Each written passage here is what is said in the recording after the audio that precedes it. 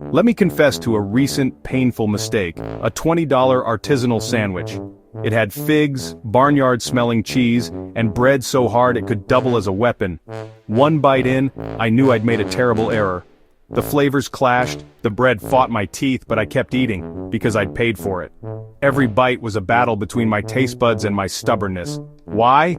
Because I couldn't let the sandwich win. I'd spent the money, so I forced myself to finish it. We've all done this, sat through a bad movie, finished a boring book, or clung to a gym membership we never use. It's the trap of getting your money's worth, even when it just makes you miserable. In the end, I didn't get my $20 back. I just got indigestion and regret. This is more than a bad lunch. It's a classic mental trap. We throw good time and effort after bad, hoping to justify our choices. But why do we do this? And how can we stop? There's a name for this glitch in our thinking, and understanding it is the first step to freedom. Time for a quick definition. A sunk cost is money time, or effort you've already spent and can't get back.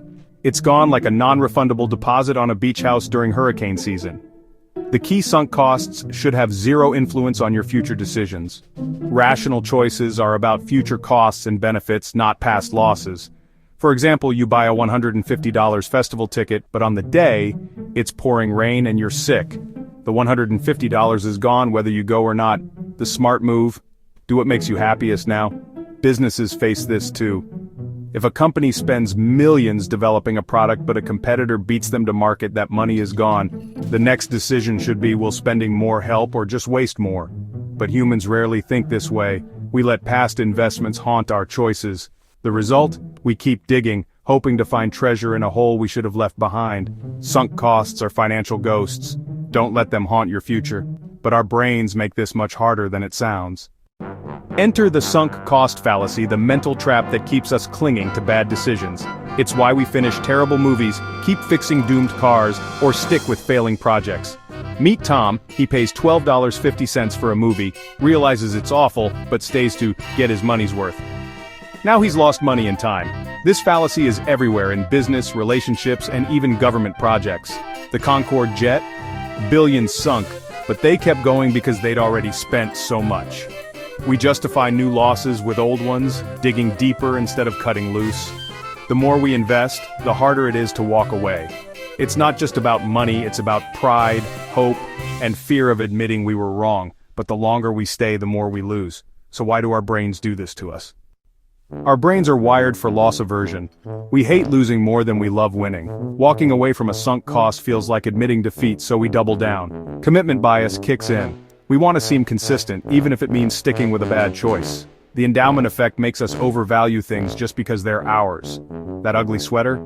It's harder to toss because you bought it. We also cling to hope.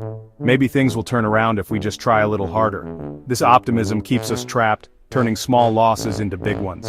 Our brains hoard bad decisions, hoping for a miracle. But hope isn't a strategy.